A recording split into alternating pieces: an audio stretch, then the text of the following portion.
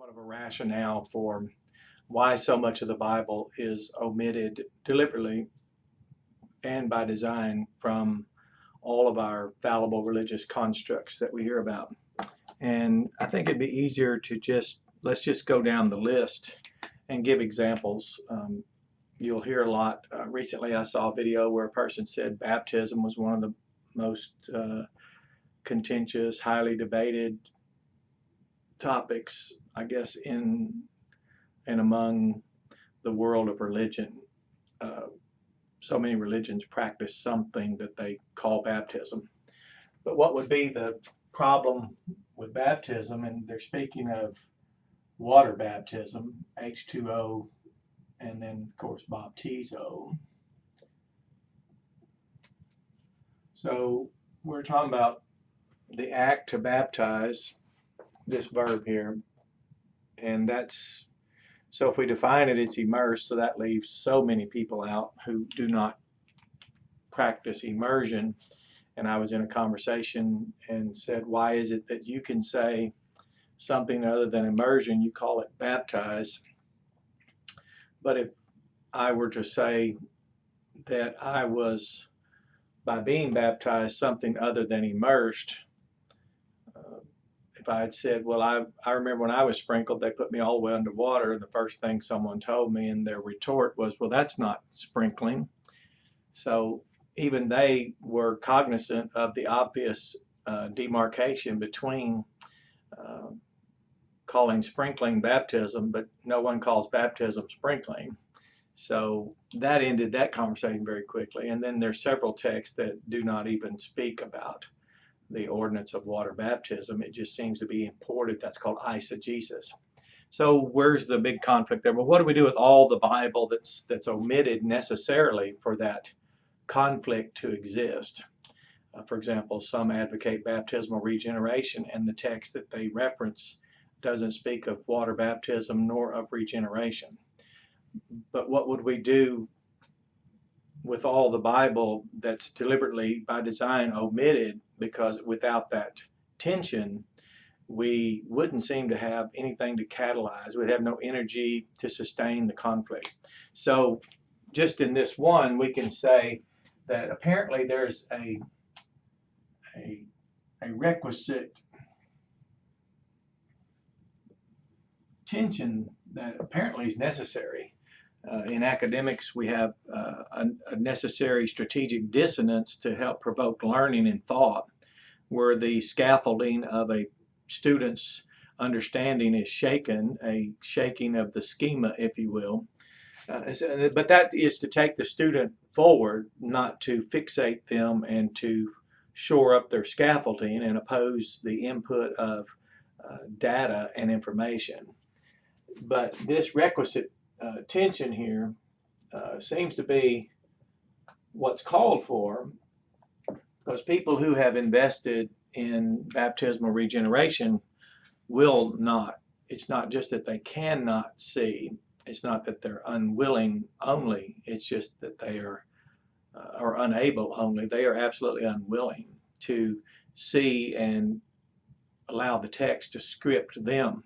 So let's move on with our list here. We have big things that people talk about. Let's say open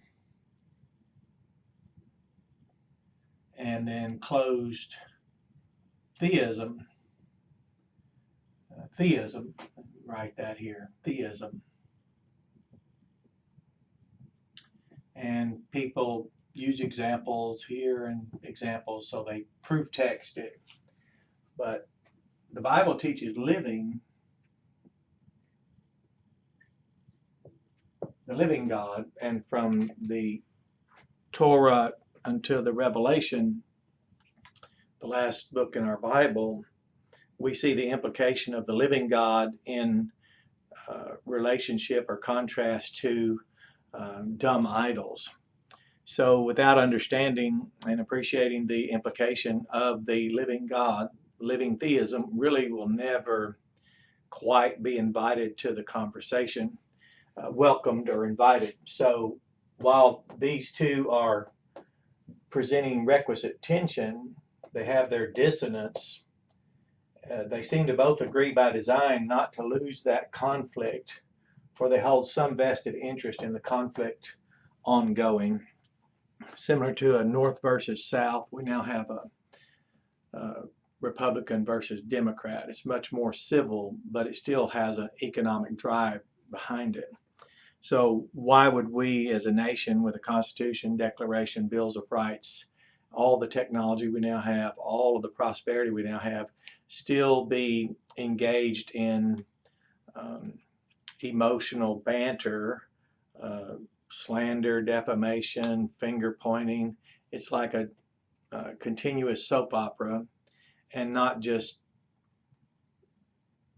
move on to a government that it only has in it people who are subject matter experts, people who can actually solve the problems, and not people who can just simply constantly incite the irrational dimension of men. And it seems that it's nothing more than a catalyst of conflict.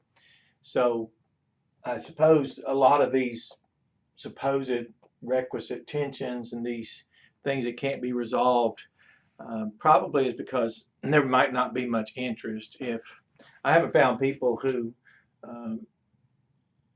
support what the Bible doesn't teach, such as baptismal regeneration, interested in learning why it's impossible. A young man tried to debate here, and I think he quickly saw I couldn't pretend that he might find a text, and we all saw quickly that he was not able to find a text. So he was very emotional. His scaffolding collapsed. He decomposed literally and began to be very outraged and emote irrationally. So here, how would we work living theism into a conversation where the living God is not invited? Well, that's really not the goal. My interest studying the Bible is not to pick one of these sides. I preach the gospel. I go forward, and as Baptists, we preach the gospel, baptize the believers, and then we continue discipling them. We fellowship into the gospel here in a local New Testament church, which is Christ's body, fully here under his headship. And we are very happy to carry out the Great Commission under the headship of our Great Commissioner. So just using text to join into all this is not really necessary. For example, this shows the determinism, for example. People call themselves strict determinist. I think that's how you spell it. And then, of course, this tension here, if all things are determined, well then, so living wouldn't be invited here. That would be a problem. Living is not invited here. And as someone asked me, well, how can it not be determined? And if it's all determined, how could it be subject to change and things like that? Well, that's really silly, because as long as people aren't willing to think in relationship to these things that have a requisite tension, then when you show someone something as simply as what we learned as children in school, 2 + 2 = 4, but you can rewrite that in an infinite number of ways, and it really disturbs people that I never use these numbers again, and yet this is determined.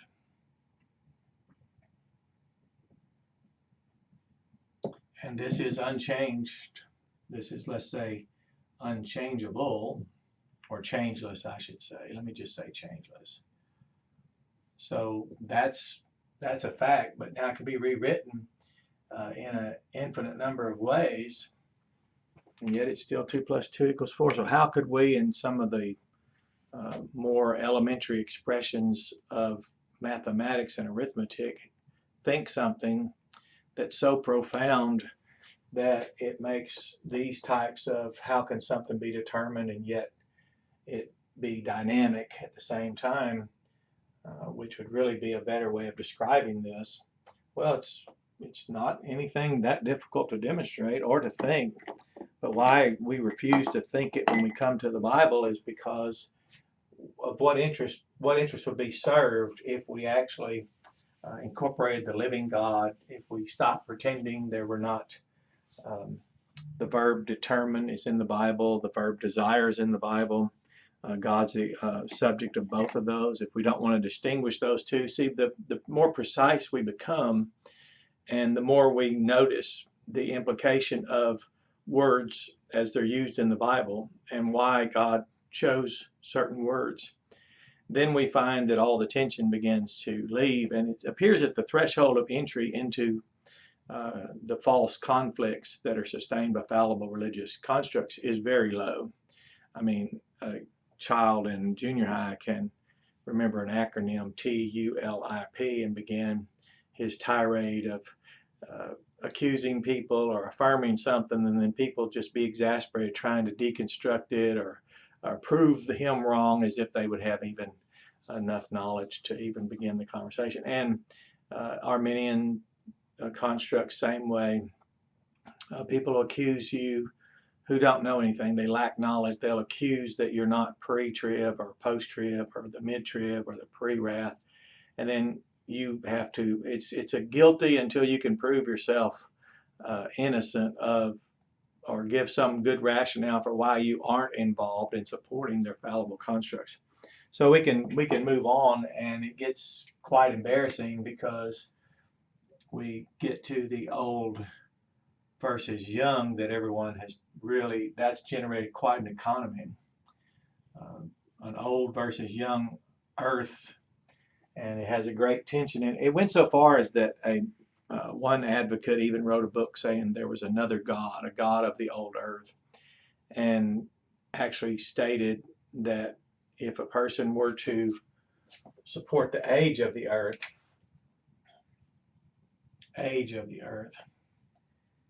and of course people don't want to talk about the time of its existence. When did it come into existence? Those are never the same, because Adam was created in 12 hours, daytime, make it even easier.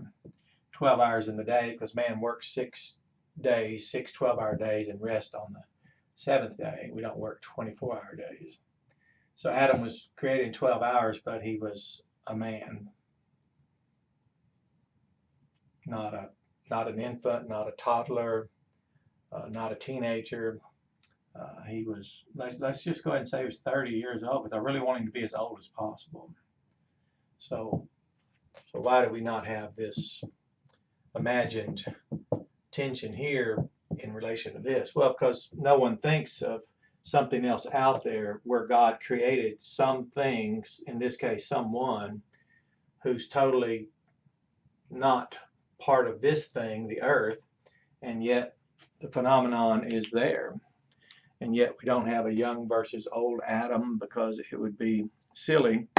And yes, no one invites this into the conversation, because this is still necessary to sustain that interest or animosity, which seems to be the driver of the flesh. People seem to want to negate so badly that if you give them an excuse, they'll even go so far as to say you don't believe the gospel if you don't support the proper age of the earth. Which that's one I never saw that coming. I never saw so many people who presented themselves as preachers of the gospel of Jesus Christ, who even some as pastors of the Lord's New Testament churches, who would baptize and participate in a New Testament church doing something as important as baptizing a believer, and then as those covenant together eat the Lord's Supper as a unified body, as people who've examined themselves, people who've worked things out according to Jesus' teachings, make restitution, sustain their unsurpassed reciprocity in the church, and then go out and do the Great Commission, to then turn around and pronounce people of like faith just like that, I suppose completely invalidate them, their profession of faith in the gospel, their testimony of Christ, which was conferred through scriptural baptism, their participation in the Lord's Supper at his table. I don't know how, I know it seemed to work out there in the cosmic social church for, let's say, a Ken Ham to write a book, The God of the Old Earth, and then him to go out and literally say people don't believe the gospel unless they believe the correct age of the earth, which he's never shown that from the Bible. I think they used a man named Usher, October 23rd, 2004, And of course, the end of the earth was October 23rd, 1996, according to Usher. So he's apparently really close and accurate, so accurate that nothing he says is found in the Bible. So it's interesting that how people could go so far with this, because then you can see it's hard now to distinguish where's the game begin and where's the truth end, or the end of the truth and the beginning of the game. Because when even the Lord's people come on board to embrace a gospel that's augmented by the age of the earth, it's either an act of desperation or everything was just pretense in the first place. And I'm just stunned at how many people were very serious students and teachers and academicians, and they were scholars and searched the scriptures, were so quick to abandon the gospel for the age of the earth. So whatever that need was, I don't share it. And I know a lot of God's people, well, I'll just say all of God's people, none of God's people share it. So in the young verses, oh, what happened to instant creation?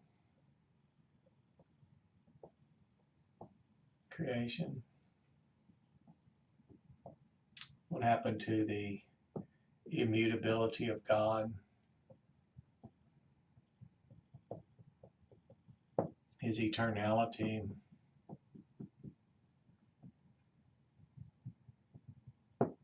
And then, of course, the eternal power of the Godhead.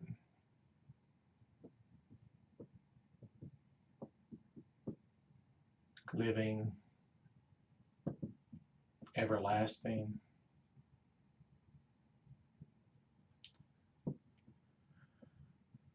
All the omnis. We have the omnipotence. So he's omnipotent, omnipresent, which is actually omnidimensional.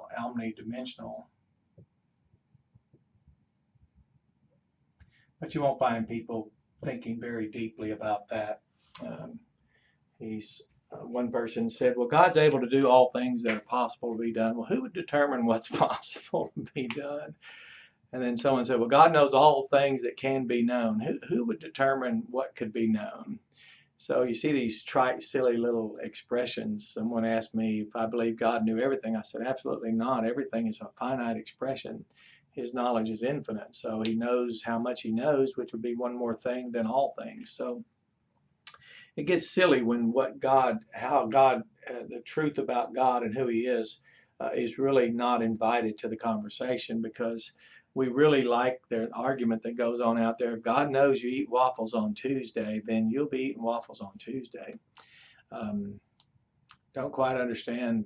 I do know why they use waffles, because they certainly don't want to go down the road of its logical conclusion and saying that now God can't even do anything about what horrible act awaits in the future or event, because even he is now limited by his knowledge of it. And I've interviewed people, I haven't found anyone praying to God to help deliver their children from God's knowledge of their future. We've always, where I was originated here in the South, the Bible Belt, we preached and warned men of Judgment Day. We warned men about eternal or the second death, eternal death. We've preached about hell as a generic categorical expression, and we warned people that they're already dead in their sins and that Christ came to make dead men alive.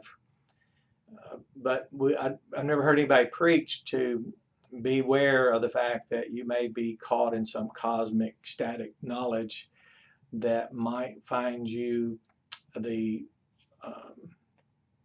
as helpless as God, and that no one can really do anything about it. You are just faded out of the equation, except none of that fits what the Bible actually says. Doesn't fit the living God, doesn't fit the everlasting. Matter of fact, when he created instantly, he didn't even expend energy, nor any time was expended. And the absolute evidence of that is the immutability of God, who changes not. For change to be incurred by God, that is time to be expended and energy to be expended, would have warranted change. and that friction and that heat and that expenditure would have found God subject to decay, and that expenditure would subject him to the consequence of energy being dissipated. And none of that's possible. It's not even conceivable according to the Bible. But why is that not invited to the conversation? Well, you'd have to really think a lot. And you think about young versus old. Well, you can go all the way to Wally's gas station, go over to the Coke box where Gooper and Gomer are sitting, and they can argue about young versus old, and they can come up with all types of stories. So to not leave them out, you want to lower your threshold as far as you can, so low that everyone can get involved. And because if you actually are praising God, which is to speak him up, if you're actually magnifying God, which is to enlarge him, you have to think in this direction, vertically. You have to acquire knowledge. I mean, why do seminaries teach hermeneutics and teach apologetics, which we learned a course in apologetics, defense of the faith. We learned what the word apologetics was in our first semester. Why do we study Greek grammar, then Greek syntax? Why do we study lexicography? Why do we study hermeneutics, and then the rules of interpretation, how to diagram sentences, etymology, morphology, phonology? We learn about diacriticals. We learn about Semitic domains. And you'd say, well, apparently there's so few people interested in that type of knowledge. Well, it's actually, now I will just say this, and it really doesn't concern me how people feel about it. I can just say that there's not a lot of interest to magnify God. For if that was your aim, to glorify him and to enlarge him bigger than the fallible religious constructs between the ears of men and the low threshold of entry that's called for. We had people come our way and they could hardly remember the TULIP acronym, or they could hardly remember one of the verses they were trying to strain from their little brain about could they lose their salvation. We had a man who's even made it to the position of a deacon, whatever that once was, and he never believed the gospel. He could just never, no matter what the text was, he was more concerned about, did he lose his salvation? Did he lose his salvation? So he came out of religion, but religion never came out of him, and he never had any interest in the scriptures, which was very much a telltale sign. So my only professional opinion can lead me to conclude that were there a greater interest in the God of the Bible, then we would find a greater investment in our ability to speak him upwardly and to magnify him. But that would require first a heart that wants to glorify him. So when you want to talk about immutability, eternality as Godhead, the living, the everlasting, the omnipotence, the omnipresence, the omnidimensionality, his omniscience, you can't, for example, when people play this static knowledge game, this is the word science, the omniscience of God. He's the omniscientist, but you can't leave living out of this. Can't leave living out of this. Can't then reject the Bible teaches that. You'll see people talk about the account in the garden, and they'll talk about, did God know Adam would or would not sin? And they'll argue in this knowledge category, but they won't talk about the where was God in that account, because they don't want to talk about the omnidimensionality, because I've got enough right here to toggle back and forth in an argument that seems to be sustainable because so many people can enter that conversation. And it's similar to all the economy generated about something. People say a lot, and I've covered this a million times because it's charming. People will really, really take a great interest in this. So much so that they'll say libertarian, and then they'll say compatibilist.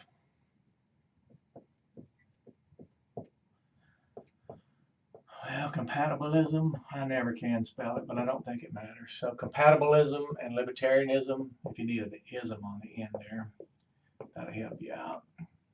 But where is what the Bible teaches causal agency?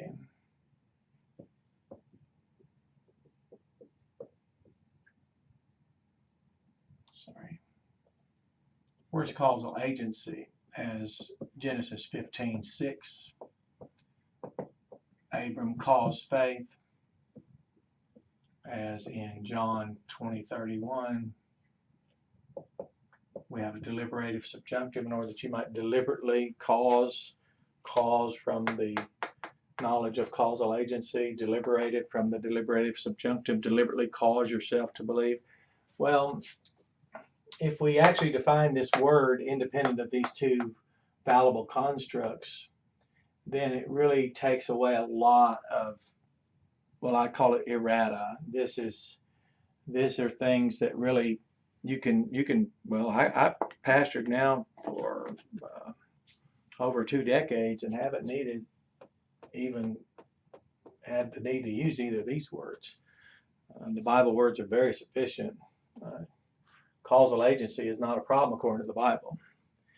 And when people have some vested interest, we've had people come here, men and women, men who rather than be a father to their children, a husband to the wife, or a brother in the covenant, or a woman rather than being a mother to her child, a sister in the covenant, and a wife to her husband, they would feign energy about this. They would say, "Oh, but I'm concerned about free will." And it's hard to imagine that someone's heart could be like Jesus taught in the Bible, and that their hearts could be so far removed, or as the Bible said, the hearts of the fathers needed to be turned toward their children, and then the disobedient children turned back to their parents. But to see that in a church, for me as a pastor, to watch people find all of these things useful to camouflage their indifference toward their spouse, their hardness toward their children, or their unwillingness to conduct as a sister toward a sister. They would just combat and conflict, and then no one noticed, well, what happened to the children? When I counsel the children, I tutor the children, I come alongside to help kids, I consult young people, while people condemn. It's like people would come here and they lusted so much to find something that they could charge me with, and then when I was able to show the church that these people do not even know about that which they adamantly affirm, and now they quickly accuse, which is always the telltale sign. It never occurs to their dark mind, and their hard heart is so determined and driven to crush and to hurt and slander and defame and to blaspheme. And then being void of the Spirit of Christ, there is nothing about them that is restrained by the love of Christ. So they just leap out of themselves practically to say, "Oh, you don't believe in free will?" I said, "No, I don't." "You don't believe in free will?" I said, "No, I don't." It's like telling a Baptist preacher he doesn't believe in church, and yet he says assembly. And it's like telling a Baptist preacher you don't believe in baptism, and yet he says immerse. Telling a Baptist preacher he doesn't believe in free will without the person knowing what the word means is embarrassing for that person. And it's of no problem for me. There's nothing that can be done to one of the Lord's pastors, especially by people who will never know what they're talking about, because if they had the character to have that type of knowledge, they wouldn't be so quick to adamantly accuse and just be after. So what's causing and driving all this? There seems to be so few people out there that find carrying out God's will on the earth and His ordained means of doing it, which are the words in His Bible. For example, I can't even. I guess we could just fill this board up, so I'll just stop there. But well, this last one. Let's just use this last one. Someone really got a lot of mileage here in our church with pre and post, which I was really surprised that even with the technology of a computer, which we've now had over 30 years, I guess, that is people having one, everyone seemed to have one. I came in late to that computer world and obviously didn't miss anything. But it was really funny that the return of Christ, the return of Christ, at the return, the dead are raised first. And so we'll just put A here and then B. And then the living, and if you read your King James Bible and actually believe it, it says together with. That's a very strong word there. And if you use your King James and look up the word, you'll find this word. It's an adverb. And it means simultaneously. That's hard to spell because you have to keep following all those words there. So at the return of Christ, the dead in Christ rise first, and yet we, the living ones who are remaining around, like the survivors, if you will, are simultaneously seized away together with them. So no one really wanted to know about that. So when people only have a value for these as constructs, like stones to throw at someone, and then when you just simply do a simple query to the matter, and you just want to ascertain an understanding, as I was trained to seek to understand first what they're communicating, and then help them understand and be patient with them, as we were taught in the pastoral letters, so that God might give them repentance and that they might come out of the snare. Well, apparently they didn't want to come out. They were looking for something to say, I should have been post-trib, or I should have been pre-trib, I should have been mid-trib, I should be pre-rap. They were all looking for some way to use 4 cards in a deck that the Bible never dealt. And yet, if they want to know what the Bible said, which doesn't seem to be the case, because the Bible holds very little interest to those whose interest by it are not served. So that's how I'll conclude that. Unless your interest is that of God's interest, His glory, and magnify Him and teach Him and reach them by preaching Him, there's really there's nothing else that would call for someone to labor in word and doctrine, give themselves to the Word of God and to prayer, to be submitted and objects of disdain by post and pre and mid and pre-wrathers, young earthers, older. I mean, you will be, as I tell people, I'm in the middle. So here's the middle, and I tell people that's I'm in the middle. And it's like Jesus taught about the children in the marketplace. John was in the wilderness preaching, and there I am right there. I'm in the middle, so there I am. And it said that John was preaching in the wilderness, uninhabited area, and they said he had a demon, and Jesus was in the city among the people, and they said he had that he was a wine bibber and a glutton. So what did John do and what Jesus did? They both preached the same message: repent, for the kingdom of God's at hand.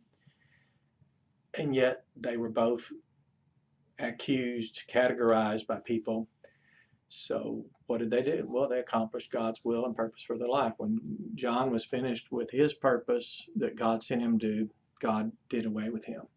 When Jesus was finished with his purpose, he was on a cross and announced that it had been finished and remained finished. So he was done. So they both lived their lives, and God used their lives for His purpose and His glory. And God in the flesh, the Godhead dwelling bodily in Christ Jesus, accomplished everything that He set out to do, in spite of both sides converging. Pharisee and Sadducee converged.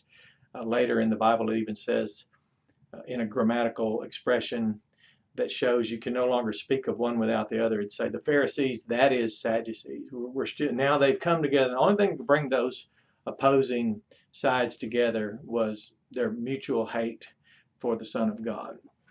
So when you show what the Bible actually teaches, you won't find a lot of people in these, as they call themselves, camps, or they identify themselves even as, they'll say they're a young earther or an old earther, and I just tell them I'm a Baptist. They'll say they're pre-tribbers, post-tribbers, and I just say, well, I'm a Baptist. They'll say they're open theists, closed theists. I say, well, I'm a Baptist. And I don't know how long it'll take, but this apologetic and outreach ministry is first for our church to immunize them from people who would come along and try to recruit them. Now, some were successfully recruited. We had some very lewd brethren of a baser sort in this church who were all too happy when people offered them a way to slander their brethren that they had pretended to covenant together with to carry out the Great Commission. I mean, there was nothing they wouldn't do. Once they found justification, such as, well, I remember when I was accused of being a Calvinist by someone who couldn't spell the word Calvinist. And I was then accused of not being a Calvinist by someone who couldn't spell Calvinist. So it's been a joy to watch them just self-destruct. But it's not been a joy to go out there and now on this World Wide Web watch people with large, well, they have extensive knowledge. And then sometimes even they have an aversion to resolve some of this. I can see now that if we did just, if everyone just said, well, let's just reason together and resolve this, set it aside. Well, religion, like politics, it's a large thing that has no bounds right now. And if the only people involved in politics were the political scientists, we would have a small, politics would not be the global phenomenon that it is. So if we took the 25 trillion a year religious enterprise and removed everyone from it except those who could rightly handle the Word of God, we would have a very small group of people. But yet, God does all of his work through the few that he's actually using. He's not using any of the people out there that presume to enter and to place themselves into his work. Unless you're someone God's actually using, you're just vain jangling and you're exploiting, merchandising people, and commercializing Christ. So you have a blessed day and enjoy this lesson. I hope it's helped you, Landmark, to understand why so few people hold an interest in the Bible and why God trusted his truth to his church. We're one of his churches. We are the pillar and ground of the truth. So that's why it's so much of an honor, high honor, to teach the truth and to be someone entrusted with that stewardship. So have a blessed day.